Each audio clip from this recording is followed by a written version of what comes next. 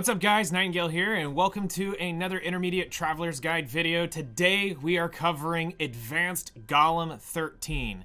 Now, as I've stated in all the other videos so far, these almost belong inside of the Adventurer's Black Book, but I decided to bring them here because this section of player is probably who will benefit the most from this information.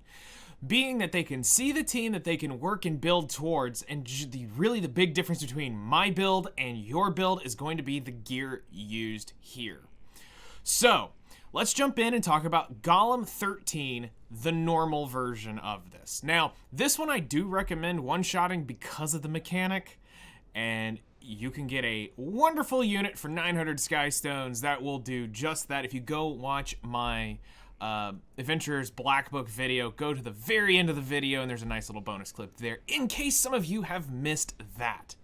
So let's talk about the team today is going to be this. Now there's a synergy with it, and again, not everybody's gonna have access to this, but I'm also trying to make sure that there are not limited units here. So our team's gonna be Adventurer Roz, Mascot Hazel. Yep, you're gonna have to specialty change your Hazel if you have not.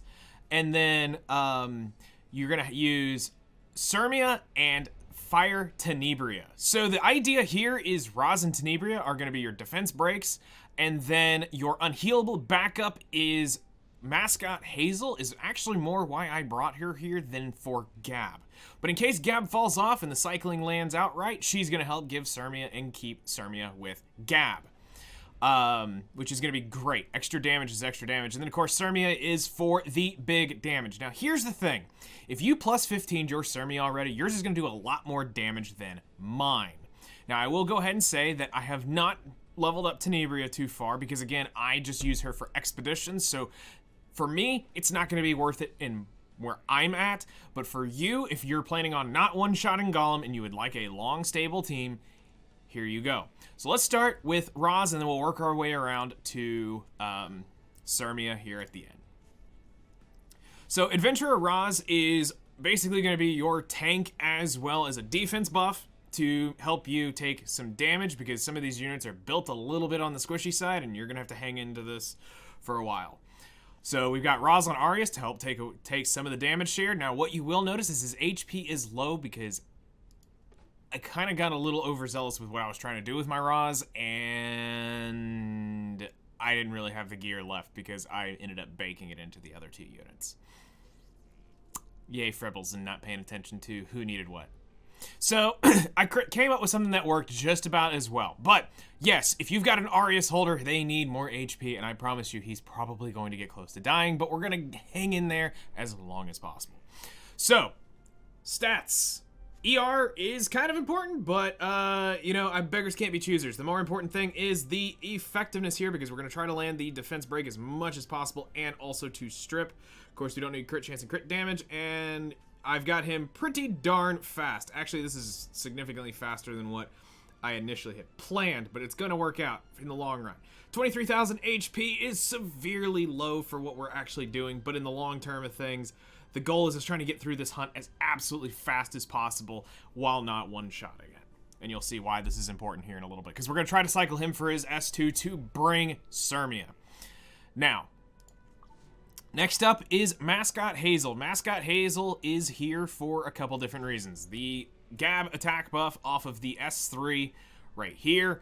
And also the big important thing is the unhealable chance. That is super, super important because there is a little gremlin in here that is just absolutely needs to go on the FBI's most wanted terrorist list. And it's the little grass guy who likes to heal the golem. He's a troll. And he's what makes this thing so intolerable, and you one-shot it because of that. So, we're running a speed ER set with Magahara's Tome, again, to try to get her to cycle, since she will be cycling 2 non-attack skills, try to get her around as much as possible. So here we go. This is a little bit more obtainable in the grand scheme of things. 100 ER to try to avoid some of the debuffs. I've got absolute minimum effectiveness here, so we're hoping that we don't get 15%ed. I was wanting this a little bit higher just to be safe, because I always feel like a little more is better. 201 speed, which is perfectly fine because we don't need her lightning fast, but we don't need her dirt slow. And then decent-ish bulk for a 3-star with the gear I have, and all of it basically being, well, most of it's, well, actually, no, we've only got 200 forge pieces. So it's not horrible. I don't think I ever did, no, I did do this. Okay, so I do have her completely ruined out, which will help out a little bit in the grand scheme of things. And we do have her plus 14. We're on away from 15. Okay, now Tenebria is probably where most of my gear went. So, here we go. Fire Tenebria is going to be running Leela's Violin, and I've got her as bulky and as fast as possible. We are going to be using the exclusive equipment I use for expeditions, which is Nightmare number 3, and as you can see, I've got the worst possible effectiveness roll, so I'm just dealing with it because I got it, and, well, I'd rather not. Okay, so, stats, and I will talk about skills in just a second here. So, ER, yay, we got a little on here. We got effectiveness pretty much right where I wanted it. Got nothing here. We've got her lightning fast because I want her to cycle as absolutely much as possible because I need to sleep the little gremlin. Yeah, pretty much we want to sleep the gremlin or land unhealable. And then we've got okay bulkish for where she's at. So now, skills. If you're investing into this long term, yes, please go get more done than I have. I'm really just that cheap, and I'm just sitting here waiting to get these catalysts before I get the skill cooldown. I know it's bad, I should do it, and it's probably gonna slow my run down just a little bit, but you know what, in Roz we trust. So, personally, I would, if I had a perfect world, I would get, I'd get the effect chances, and I would get, the combat readiness out of this. But right now, again, like I said, she's pretty much an expedition unit for me, so I'm not investing into it. But at minimum, if you're going to use this unit, at least get the cooldown. Don't be me, who's being really anal with materials. Plus, I just used a crap ton of these, so I don't, as you can see, I have none. But yeah, I just had to go through leveling a bunch of units that needed that. But yeah, Tenny's going to be super, super fast, and just because I want to cycle and strip as much as possible. Because I do want to make sure that the debuffs, or the buffs that stay up get taken off, because we are going to get hit, we are going to get countered. A lot of people use Soul Bad Guy in this as well, but again, I'm trying to not use limited units. Now, we do have Guilty Gear coming here in 2 weeks, so a lot of people will be able to pick this up. He is an option for this, as well as my favorite of them, which is her. But again, I'm trying to use a more legitimate version of this, so yeah, not everybody wants to spend 900 Skystones on her, but go watch the Banshee one-shot video, or the Golem one-shot video, it's great. Okay, so now, last but not least, this is why, actually, I prefer her for this, is because of Sermia's kit. It's literally exactly what we need. So, we're running Rage Pin. Again, this isn't something the average beginner's gonna have access to. Level 30 Daydream Joker. Max level number 1 exclusive equipment. The 25% chance to grant an extra attack with the same skill as playing with fire. This is vital for this fight. Now, the reason I say this is vital is because the more chances this pops, the more chances you've got it that we land the unhealable. Please. Okay, so she's able to self-gab, of course, and the nuke skill, which we may or may not ever get to, because I think we're going to blow it in the first run. So, here we go. Let's talk about stats and why, what, when, where. So, minimum effectiveness. Hooray! I had a rage set that I could do this with. We've almost got her at 300 crit damage, which is actually pretty hype. A perfect effectiveness for type advantage. Do note that. Dirt slow.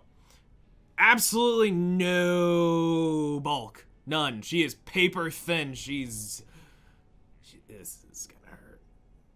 And then, of course, 4,800 attack. She's going to hurt. So, the goal is here that we're trying to put down as much damage without creating a one-shot, because it's theoretically plausible at this point with how this works. You can technically one-shot this.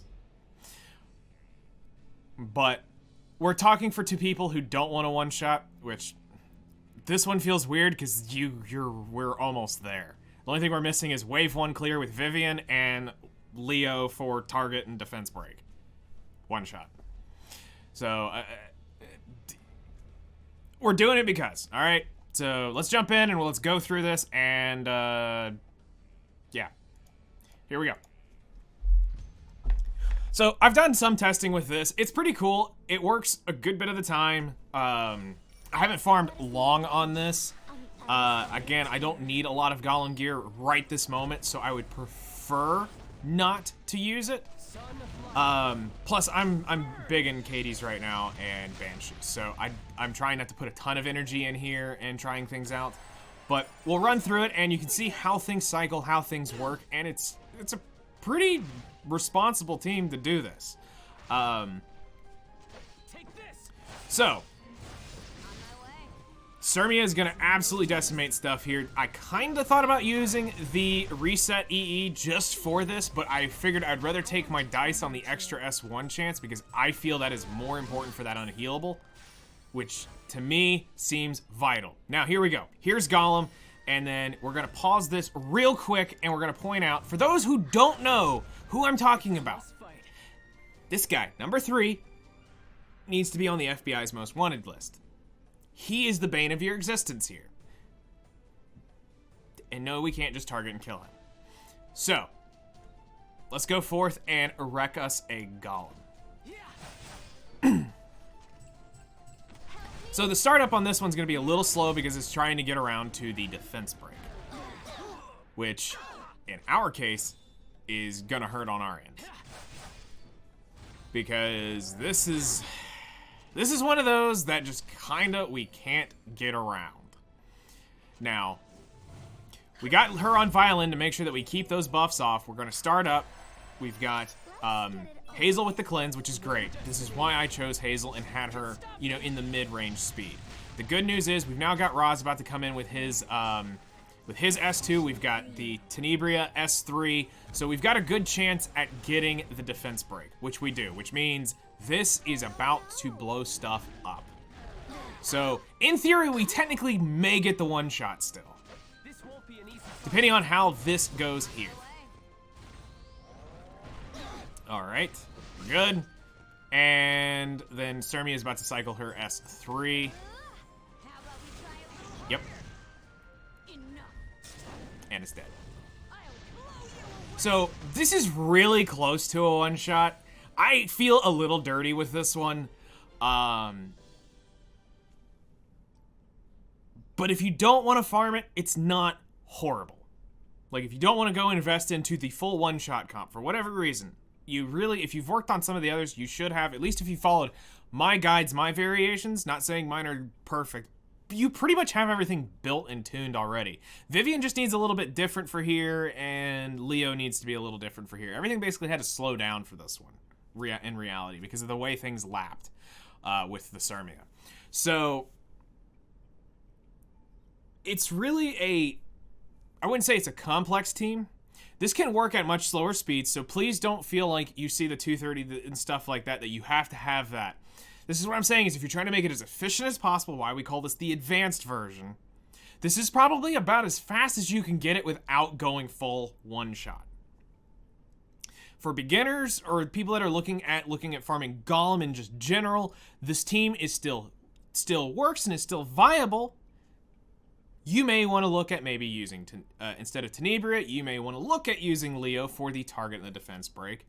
I was trying to think of stripping buffs, thinking about the extra defense break, sleeping the little gremlin, and trying to synergize as best as possible. Tenebria, to me, fit that description a little bit better for a non-one shot. Again, I was trying to also not turn it into a one shot because I figured with target we'd almost get it. We almost got it. So if you guys have any questions, feel free to hit me up in the comments below. I'll be happy to help. I will try my best to help move things around for you a little bit. If you're having trouble getting a team, I can try to help you guys out as best as possible. I'm always here in the comments to help you guys. So thank you guys for watching, and I'll see you guys in the next one.